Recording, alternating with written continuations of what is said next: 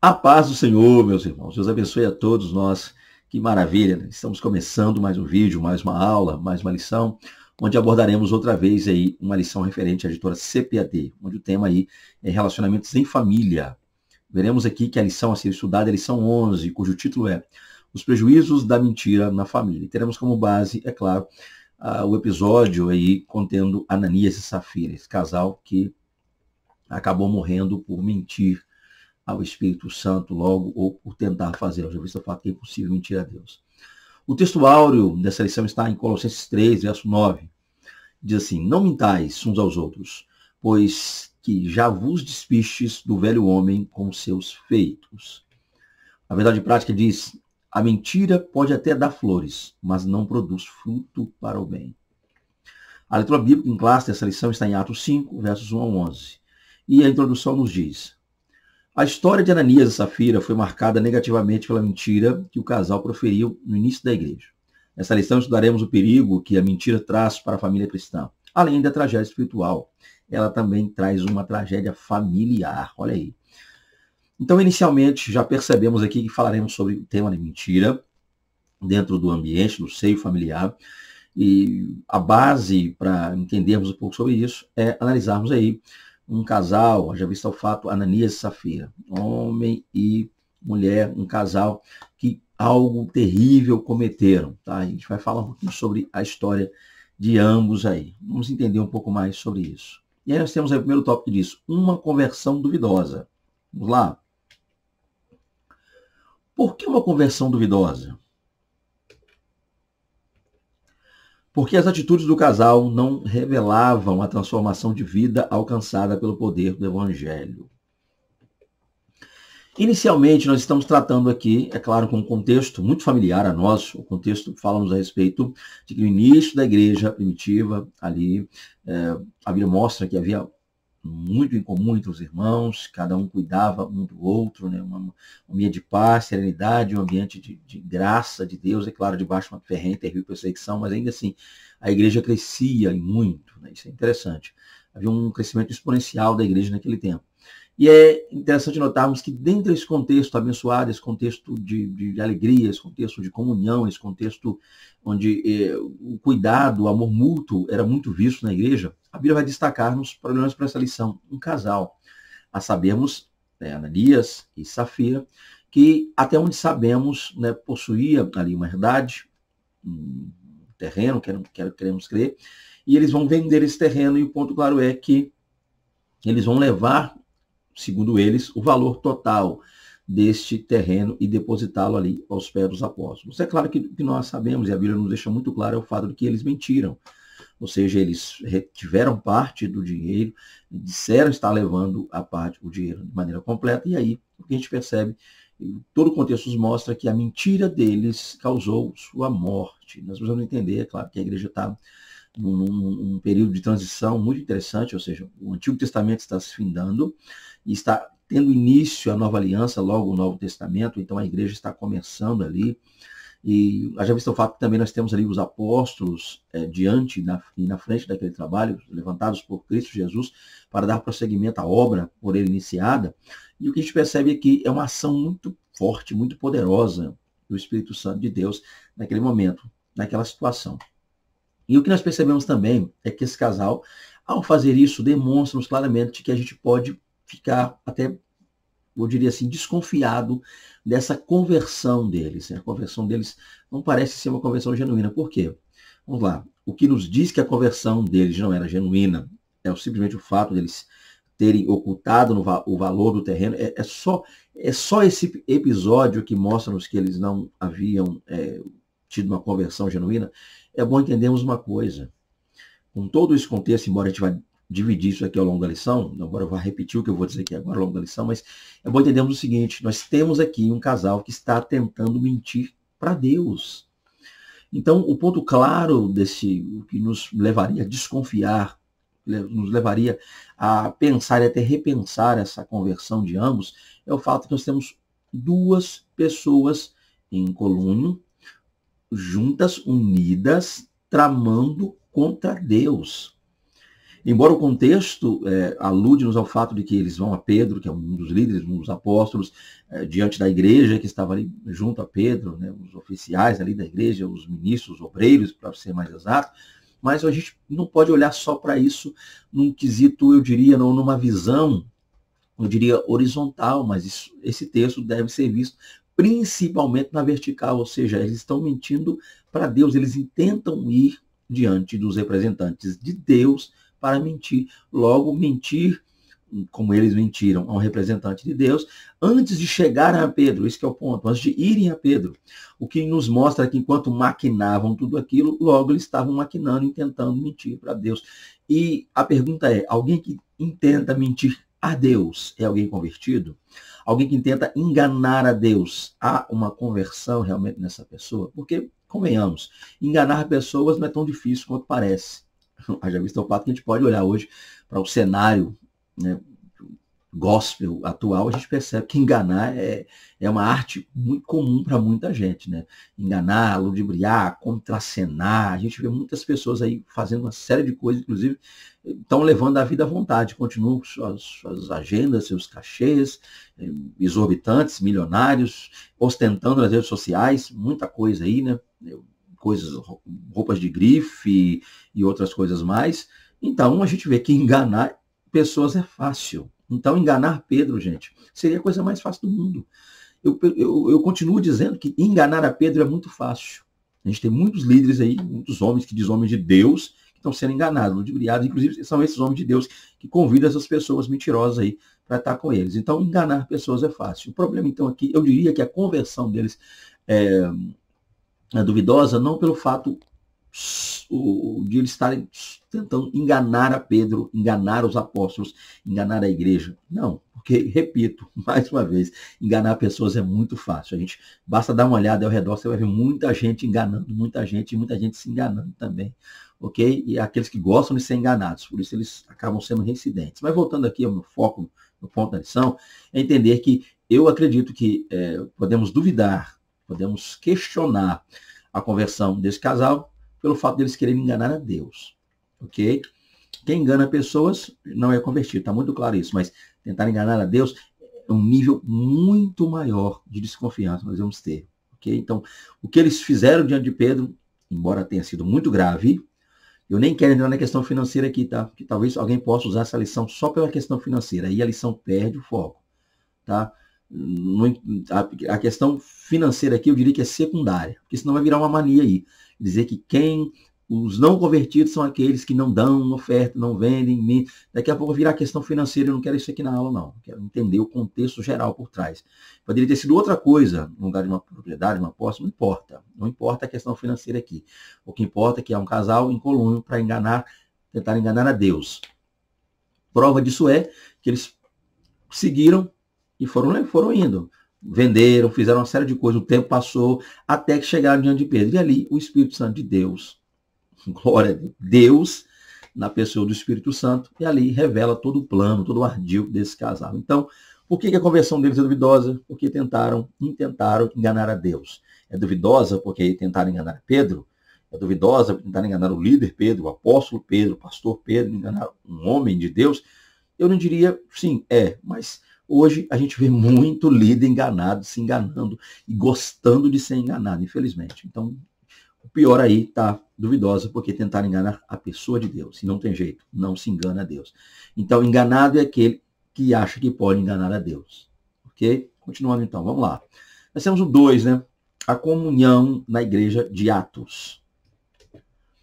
A marca dessa igreja era ajuda mútua, pois seus membros vendiam suas propriedades e depositavam todo o valor arrecadado aos pés dos apóstolos. Esse dinheiro tinha o objetivo de ajudar os mais pobres de Jerusalém.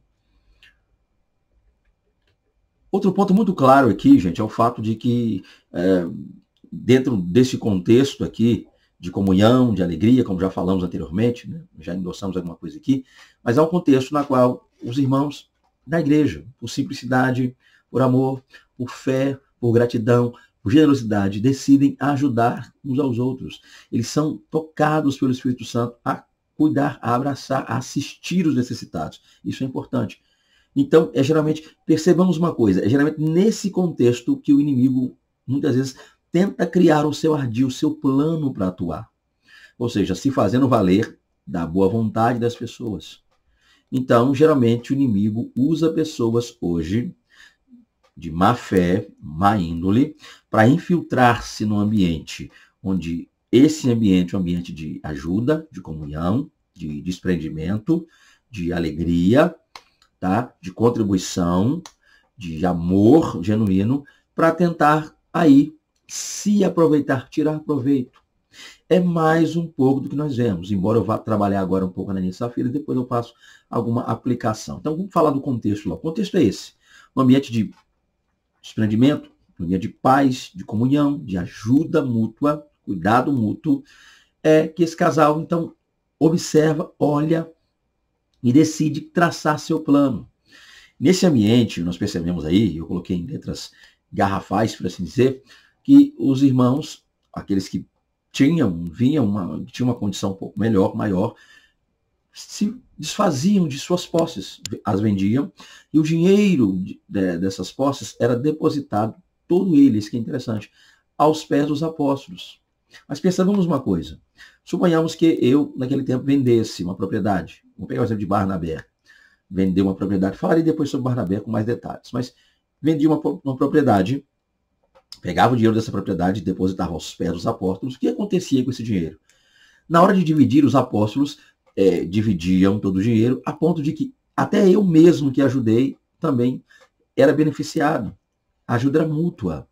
Um pouco do que a gente percebe que em alguns lugares, glória a Deus, ainda acontece isso. Isso é uma boa administração. Embora entendamos que, biblicamente falando, exegeticamente falando, houveram algumas mudanças aí. Por exemplo, a gente não pode dizer que a partir do capítulo 7, ou 6, para ser mais exato, a gente consiga ver a divisão da igreja da maneira como era, pelo menos na questão financeira, como era aí. Por quê? Porque no capítulo 5, isso aqui acontece, capítulo 2, 3, 4 e 5, depositado a pé dos apóstolos e ajuda. Mas no capítulo 6 em diante, a instituição diaconal, embora a gente insista chamar de diáconos, porém, é claro que a palavra diácono ali, para esses homens, Estevão e os demais, né, o Filipe, inclusive, é um, a gente não vê da mesma forma como é hoje. A gente não pode olhar para essa palavra diácono na visão de hoje. A instituição dos diáconos, tá? Então, se nós pararmos para pensar muito bem, esses 6 homens, melhor dizendo, esses 7 homens eram mais administradores quanto a cuidar das viúvas, dos órfãos, dividir por igual as questões para que não houvesse reclamação, do que propriamente um diácono hoje, que está na porta do templo, que serve ceia. Estevão e Filipe e os demais, outros 5, eram iriam muito mais além, eu diria, que isso. Mas eu acho que fica para um outro vídeo, para não estender aqui a nossa lição. Mas o ponto claro é entender o quê? Ia para os pés dos apóstolos, sim, e eles administravam. Mas a gente passa a perceber que esses homens, Filipe, Estevão e outros, passaram a ser talvez esses administradores, porque os apóstolos mesmo disseram, quanto a nós, vamos cuidar de quê? Oração e ministério da palavra.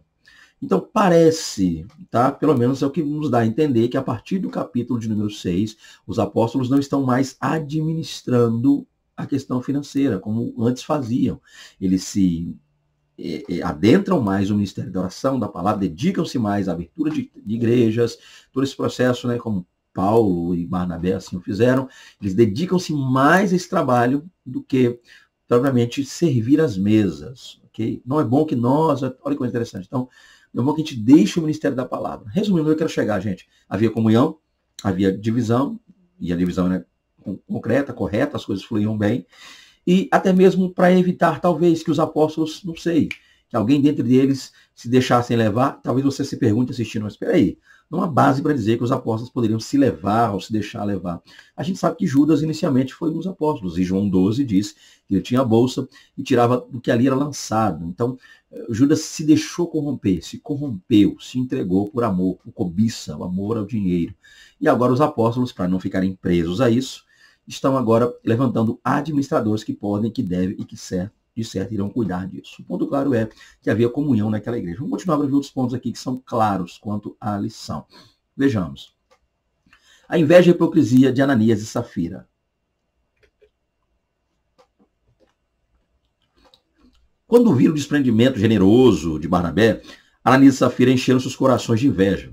O plano era o seguinte: vender uma propriedade e levar o dinheiro como oferta à igreja, mas reter uma parte desse valor para eles mesmos e entregar a outra como se fosse o valor completo. Ananias e Safira fingiram dar tudo o dinheiro à igreja. O que nós temos aqui? Aqui a gente parte, a princípio, para aquela que seria inicialmente a motivação de Ananias e Safira em fazer o que fizeram.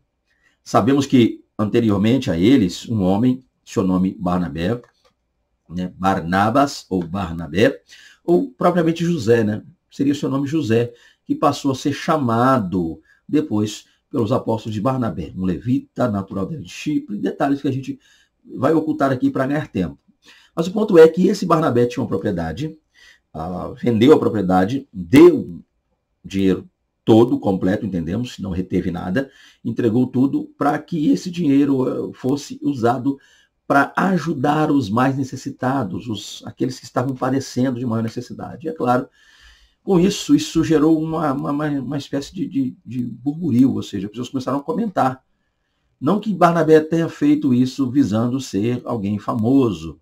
Barnabé não visava ganhar likes, Barnabé não visava ganhar notoriedade ou engajar-se com uma comunidade. Barnabé, único e tão somente, entendeu que Deus o chamara para fazer a obra, então ele se desprende das coisas materiais. O ponto é que, querendo ele ou não, a fama se espalhou. As pessoas falam, comentam, é comum, isso acontece.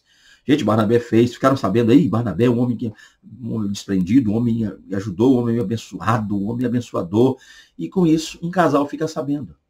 Logo, talvez visando, invejando estar na posição que Barnabé estava, desfrutava, fizeram basicamente, inicialmente a mesma coisa, mas no decorrer do percurso acabaram, quando o dinheiro entrou, retiveram o dinheiro e não enviaram. Então, o ponto claro é o seguinte: motivados pela inveja, e sendo muito hipócritas, porque chegaram a ir lá dizer algo que não fizeram, então, ponto claro é entender que nós precisamos estar atentos quanto à família, porque a inveja e a hipocrisia, baseados aqui num relato de Ananias e Safira, pode também nos dominar. E é bom que entendamos isso. Então, onde parte isso? Quando nós, como família, invejamos a família de outrem. Quando a nossa casa, a gente acha que a nossa casa é inferior à casa do vizinho, a gente acha que o nosso carro é inferior ao carro do vizinho, a gente acha que todas as pessoas são felizes, a nossa família não. Então, invejar as coisas dos outros pode nos levar realmente a fazer e cometer os erros que esse casal cometeu. Porque, geralmente, há dois pontos que sempre andam juntos, né? A inveja, sim, e a hipocrisia. Por quê? Porque o invejoso anseia e deseja nela ter o que o outro tem. E no afã de ter o que o outro tem, acaba sendo hipócrita, fingindo ser o que não é, fingindo ter o que não tem, fingindo levar a vida que, na verdade, nunca levou. Então, cuidado. É algo que nós precisamos ficar muito atentos quanto a essa questão aí, tá? Vamos lá, continuando aqui. Quando a mentira e o engano enchem os corações. Vejamos. Portanto, vemos que a mentira, melhor dizendo, e o engano, dominaram o coração do casal para tentar ludibriar a igreja e, consequentemente, a liderança apostólica. Ao tentar enganar a liderança local da primeira igreja, na verdade, eles mentiram contra o Espírito Santo, voltando-se diretamente contra Deus. Um outro exemplo que nós temos aqui são pessoas que tiveram o coração cheio da mentira. Então, nós precisamos entender uma coisa, que a mentira, embora para alguns pareça ínfima, pouca, parca, pequena, insignificante, ela começa muito pequena ali, mas ela vai tendo proporções. Então, é bom entendermos que para esse casal nasceu um sentimento, um desejo. Talvez conversaram sobre, vem cá, e se nós fizéssemos tal, fizéssemos assim, assim. Eles começaram a maquinar o mal, a pensar o mal. Eu diria que até aí a mentira não havia enchido plenamente o coração. Mas daí a cometer o que eles cometeram, daí a ir até Pedro, a ir até os apóstolos, logo a igreja, e se mantiverem firmes no seu propósito, seu plano, nos mostra que chegou um momento em que o coração deles estava cheio. Aí era um caminho sem volta. E nós ficamos nos perguntando, né? Já imaginou se esse negócio fosse à frente? A igreja começando, tudo direitinho, os apóstolos, logo Pedro e os demais, tendo sido separados como representantes de Cristo para liderar a igreja. E aí, já pensou? os apóstolos sendo enganados, aqueles que seriam os percussores dessa tão maravilhosa e genuína missão, que é da igreja, aonde o negócio ia chegar? Viraria um comércio, né? Muitos poderiam daqui a pouco virar um comércio, como acontece infelizmente hoje. Muitos poderiam criar planos, dizer, olha, vai lá, diz assim, fala assim para Pedro, fala com João assim, fala com Tiago assim, faz assim, o negócio ia virar uma bagunça só, digamos nós. Então, o Espírito Santo, ali, no desejo de acabar com isso, acertar as coisas, porque no final desse texto, embora a gente não vá falar muito aqui, mas vai dizer que com a morte de ambos, Ananias e Safira, houve temor, o temor entrou no coração. Então, ou seja, o que acontece com isso aqui? E eu concluo essa parte dizendo o seguinte, o primeiro tópico. Aonde havia um coração que a princípio não estava cheio, né? O coração de Ananias e também o coração de Safira. Dois corações não estavam cheios inicialmente, mas eles foram se deixando levar pela mentira, então a mentira foi crescendo. Ou seja, a mentira entrou como uma semente no coração de ambos, passou a crescer, logo tomou todo o coração. E aí o problema é que se aquilo pega, se aquilo dá certo, se aquilo acontece, essa mentira seria semeada no coração de muitas outras pessoas na igreja. Então o que o Espírito Santo faz é podar a mentira, podar o erro deles para plantar no coração dos demais e regar no coração dos demais um temor muito grande e entenderem realmente que aquela obra maravilhosa, sim, era de Deus, não havia nada dos apóstolos ali, mas sim, principalmente de Cristo Jesus, logo de Deus. Então, por isso é o seguinte, quando a mentira enche o coração, é quando ela está começando a nascer e não é podada. Ela só pode encher o coração quando iniciando não é podada. Que a gente corte a mentira e, é claro, arranque a raiz de preferência, para que isso não aconteça. Continuando aqui, segundo tópico, o problema da mentira dentro da família. Agora a gente vai olhar de uma maneira mais ampla para a questão familiar, ok? Embora, é claro, não deixe de ser família, já visto o fato que havia um casal ali envolvido. A mentira é produzida dentro da família. O Espírito Santo se entristece quando dentro da família, esposo, esposa, filhos e filhas e outros membros fazem da mentira um estilo de vida. Então, há um cuidado a se tomar aqui. Qual? Saber que a mentira pode se tornar algo comum dentro de uma família. Pode ser que uma família passe anos vivendo uma mentira. Um casamento de mentira, um relacionamento entre pais e filhos todo pautado na mentira. Filhos que tendem a ter uma vida na rua, uma outra vida em casa. Maridos que é a mesma coisa, né? Há homens que têm uma família lá fora e a esposa não sabe. Há homens que, quando saem, a esposa tem um estilo de vida fora da presença dele, dentro de casa, e ele não sabe. Então, o ponto é que o Espírito Santo se entristece. Uma das terríveis maneiras de se entristecer o Espírito Santo é mentindo. Então, a mentira não é de Deus. Logo, nós precisamos estar atentos que a mentira, ela pode ser produzida dentro do ambiente familiar, dentro de um lar, dentro de uma casa. E o nosso cuidado é o seguinte, é ficarmos atentos quanto a sermos mais verdadeiros, mais sinceros. Doa quem doer, não importa o que aconteça, por mais difícil que seja, que a gente fale a verdade. Por exemplo, deixa eu tentar ser prático aqui. Há casos, muitas vezes, em que o homem lá, o pai, o chefe da família, só vai descobrir que a filha tem um namorado quando é tarde. Porque a tendência é, geralmente é assim, não é uma regra, mas geralmente é assim. A filha arruma um namoradinho na rua, o pai em casa não percebe, a mãe já pegou, que a mulher já tem esse instinto para entender, uma mulher... A filha arrumou um namoradinho na rua, o pai não sabe, mas a mãe sabe. Porém, a mãe fica falando, ó, seu pai vai cuidar do seu pai, cuidado do seu pai, olha o seu pai. Esse cuidado com seu pai, olha o seu pai vai pegar, seu pai não vai gostar. É uma forma da mãe, parece que ela não percebe, mas ela está ali, ó, alimentando esse namoro escondido, essa coisa errada, escondida. Tá? Ela acha que não está se metendo, ela acha que não está presente, ela acha que não é cúmplice, mas acaba sendo.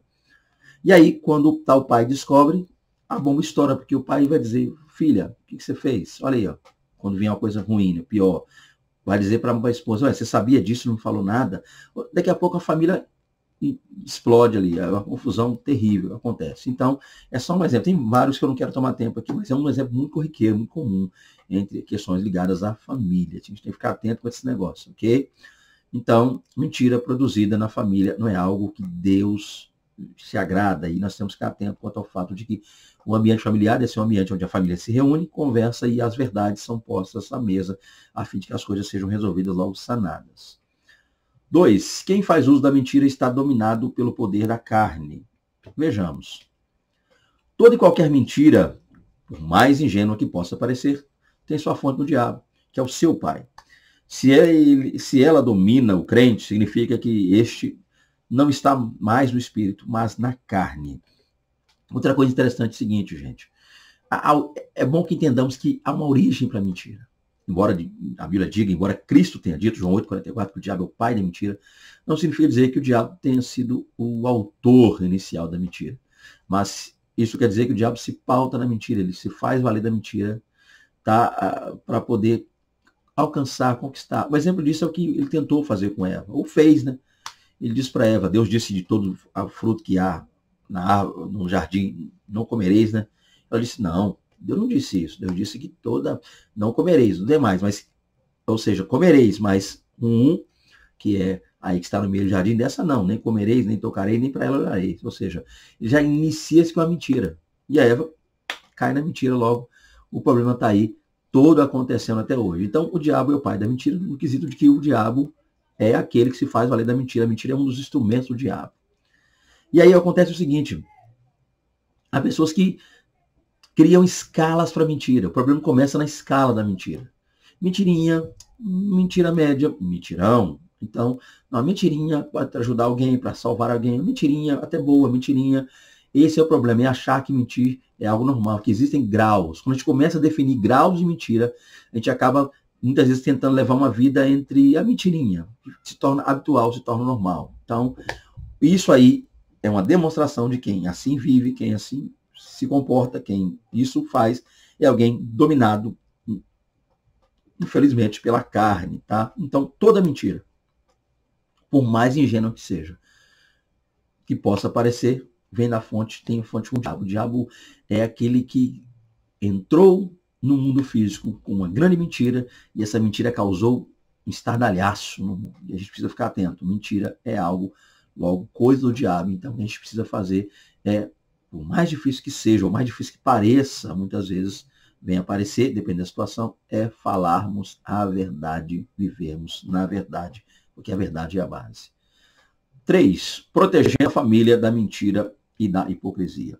Aqui a gente parte para uma questão mais de defesa, né? Uma questão mais de ataque também, apologética, defender e contra-atacar a mentira. Cuidado contra os defeitos morais do lar. Vamos entender isso? Semelhantemente ao que aconteceu com Ananias e Safira, no Antigo Testamento lemos a história de uma família israelita, cujo chefe era Acã. Esse pecado de desobediência trouxe maldição para todo o povo. A ira do Senhor se acendeu contra Acã e toda a sua família. O ponto claro é que, biblicamente falando, e estamos trabalhando no Novo Testamento, Ananias e Safira, mas lá no Antigo Testamento há um exemplo muito claro, em Josué, capítulo 7, e fala-nos de uma história semelhante, onde Israel, após cruzar ali o deserto, por 40 anos, acampar-se ali, naquela região, né, de Cades Barneia, atravessam o Jordão, iniciam um projeto, estão acampados em Gilgal, e a partir de Gilgal vão começar a desbravar e conquistar a terra prometida. É claro que há um episódio interessante, onde eles precisam adentrar, invadir, por assim dizer, tomar posse de uma terra chamada Jericó, e aí há uma ordem prévia de Deus, de que nada dessa terra seja tomado. Porém, o que percebemos é que eles adentram, vencem, porém, ao lutarem com uma terra menor, chamada Ai, todos nós conhecemos o contexto, Israel sucumbe diante de Ai, uma terra pequena, menor. E Josué está triste, está apreensivo, quer saber o que aconteceu, e ao falar com Deus, ao buscar a Deus, a pedir orientação a Deus, o que ele vai descobrir é que alguém dentre Israel havia desobedecido aquela ordem. E sabemos muito claramente que foi Acã, que utensílios tomou de Jericó, que não deveria ter tomado, enterrou-lhes debaixo de sua casa, por assim dizer, né, de sua tenda, e aí começa uma série de infortúnios para Israel. O ponto claro é entender o seguinte, gente. Após isso, todos sabemos que Acã e sua família pereceram por isso. O ponto claro é entender o quê? O que a gente tem como lição quanto a isso, em ambos os casos? Em ambos os casos, todos feneceram, todos pereceram. A família de Ananias pereceu, logo também a família de Acã pereceu, ou seguindo uma ordem bíblica, cronológica, a família de Acã pereceu, logo também a família de Ananias. O ponto é que a gente entende claramente, o que fica claro para a gente aqui? Por que a gente tem que ter cuidado contra essa questão? Por que cuidado contra a mentira na família? Porque a mentira só vem para destruir a família. Esse é um ponto que está muito evidente, está muito claro na lição, desde seu início, que a mentira pode fazer, trará a família destruição. Viver uma vida de mentiras trará a uma família destruição. Uma família de Acã sofreu por um erro cometido por ele. Às vezes o fato que entendemos também que havia cumplicidade. Acã esconde aquilo em casa, não eram coisas pequenas. Se você pega os utensílios que ele escondeu, olha o tamanho, o peso, a dimensão, esconder debaixo de uma tenda, logo debaixo de casa, cavar algo dentro de casa, e as pessoas, nem todos da família verem, é muito difícil, né? Como há casos hoje, onde filhos que escondem entorpecentes em casa, e há pais, não estou generalizando, há pais que dizem que não viram, não sabia, quando a polícia chega, geralmente, não sei, eu não sabia, eu estava aí, gente, fui pego de surpresa. Há aqueles que dizem, isso não é dele, talvez, não sei, alguém colocou aí, não sei, a gente não estava em casa, chegou agora, é tanta coisa que acontece, logo mentira, mentira, mentira. Mas é claro que existem pais que não sabem, estou mostrando aqui que não estou generalizando, há pais que não sabem realmente que os filhos escondem entorpecente em casa, que alguns filhos escondem, mas há aqueles que sabem, mas temendo que o filho seja preso, temendo alguma coisa, acabam ocultando logo com isso a família toda destruída. O ponto claro é esse aqui. A mentira pode sim destruir a família. 2, precisamos agir contra a hipocrisia e a mentira. Outra coisa interessante, gente, é que tem que haver ação da nossa parte. Aos servos de Deus cabe fazer um autoexame diante dele contra a hipocrisia. Sim, a consequência direta da mentira é a hipocrisia. Estes dois vícios são obras carnais que podem dilacerar uma família. Outro ponto, a mentira, ela começa, como a gente viu, pequena, parece que uma semente, vai crescendo, enche o coração posteriormente, mas o ponto claro é, nós precisamos agir contra ela. O primeiro passo numa ação é um autoexame. Examina-se, pois, o homem a si mesmo, é o que a Bíblia disse, então a gente precisa se examinar. Estou sendo verdadeiro, estou sendo sincero, estou sendo fiel, estou mentindo, não estou? Logo, se descubro que estou mentindo e omitindo ou encobrindo tal mentira, logo estou sendo hipócrita. Esse é o ponto. Então a mentira sempre levará à hipocrisia. Elas andam juntas. Mentira e hipocrisia caminham, trabalham juntos. Então, se estamos mentindo e permanecemos nessa mentira e deixamos que essa mentira cresça, logo estamos sendo hipócritas, porque fingimos ser uma coisa que não somos, fingimos levar uma vida que não levamos, fingimos ser pessoas que não somos. Então, o ponto claro é, tudo começa com um autoexame. Olhar para dentro de si, realmente admitir, enxergar, encarar o fato de que nós precisamos mudar quanto a isso. 3, não deixe o inimigo agir na família. É indiscutível que Satanás age ativamente na terra e especialmente contra as famílias da Igreja de Cristo. Ele trabalha contra essa importante instituição, investindo contra os seus membros. Por isso, cabe-nos estar em oração e vigilância. Então podemos fazer o que a Bíblia diz. Sujeitai-vos, pois, a Deus, resisti ao diabo, e ele fugirá de vós. Outro ponto importante é esse, gente. Dentro desse processo de ação que nós devemos ter contra a mentira no âmbito familiar, é entender o seguinte, entender que há todo um regime, todo um sistema, todo um colúnio do inferno contra a família. Então, tudo que nós vemos aí, e é bom lembrarmos uma coisa, eu vou abrir um parênteses aqui, eu ia falar aqui, mas eu vou parar aqui, porque eu preciso falar isso aqui primeiro, depois eu retorno, eu estava tentando concluir lá. O ponto claro é o seguinte, gente, entender que todo o sistema contra a família é um sistema muito bem arquitetado pelo inferno. O inimigo não vem só contra a família, quando vem falando na TV aberta, redes sociais, aquela coisa, aquele confronto direto. Mas às vezes também o inferno cria coisas para que a família leve para dentro de casa. Existem aquelas coisas que a família de cara identifica serem do inimigo e já dizem não. Né? Tipos de casamentos que não são casamentos bíblicos, uniões aí que não fazem parte da união que Deus entende como família, aquilo que é natural e bíblico. Ok, a gente já de cara diz não. Mas há coisas que o inimigo vai criando, o inferno vai criando, e a gente acaba trazendo para dentro do lar. Programações de cunho homoafetivo, que muitas vezes estão rolando aí, a crentes pagando para assistir essas coisas, dão aos filhos brinquedos criados com essa tendência, essa visão, essa lacuna, essa abertura. Então, o ponto claro é entender o seguinte, gente, a melhor maneira de não deixar o inimigo trazer a mentira para o meio da família é uma ação clara. E como é que a gente vai agir?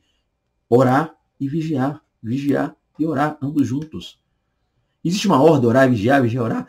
A ordem é que os dois têm que estar juntos, esse é o ponto. A gente fica, não, vigiar primeiro, porque se não vigiar, não adianta orar. O importante é os dois, é fazer os dois. Vigia orando, ora vigiando. Vigia orando e ora vigiando. O importante é esse. Esse é o ponto. E aí sim, segundo, dentro dessa oração e dessa vigilância, nós temos que nos sujeitar a Deus, estar sujeitos à ordem de Deus, à vontade de Deus. Criou-se uma classe aí, principalmente em redes sociais, onde um cristão levanta-se defendendo a verdade bíblica e outros cristãos levantam-se lá criticando esse cristão. O que muitas vezes é combustível para o mundo contra nós é isso. Um cristão defende lá, levanta falando uma coisa, um comentário lá bíblico. Se nós deixarmos só os ímpios lá, os não crentes, como você quiser chamar aí, os incrédulos levantarem para ir contra, é uma coisa. Isso é normal, isso é até natural. Agora, o que não é natural é um crente levantar para criticar outro crente e o incrédulo fica assistindo aquilo e batendo palma. Esse é o problema, tá? Então, que a gente se atente a isso. Não deixemos o inimigo agir na família. Como? Orando, vigiando, sujeitando a Deus, tá? Esse é o ponto claro. E aí as coisas vão acontecer, entendendo que o mal maquina contra a família. Ok? Concluindo aqui a nossa lição. Tá aí a conclusão para nós. Como a gente viu, era Ananias e Safira, então a gente precisa entender. Deixar a conclusão para ler depois aí, em outra ocasião. Vamos seguir na sequência. Está aí, então, para ser mais específico, mais exato. Mais uma lição, mais uma aula. Né? Que Deus e Cristo nos abençoe. Deixo aqui meu contato, 27 999 30 8767. Caso deseje, caso você sinta aí de nos contactar, será um prazer estar falando com vocês. Que Deus abençoe a todos nós, que Deus abençoe a todos vocês. É um prazer estar aqui, seu irmão em Cristo, Fernando Aquino, para mais um vídeo, tá? Mais uma lição. Que Deus nos abençoe. A paz do Senhor Jesus. A paz do Senhor Jesus. Amém. Glória a Deus.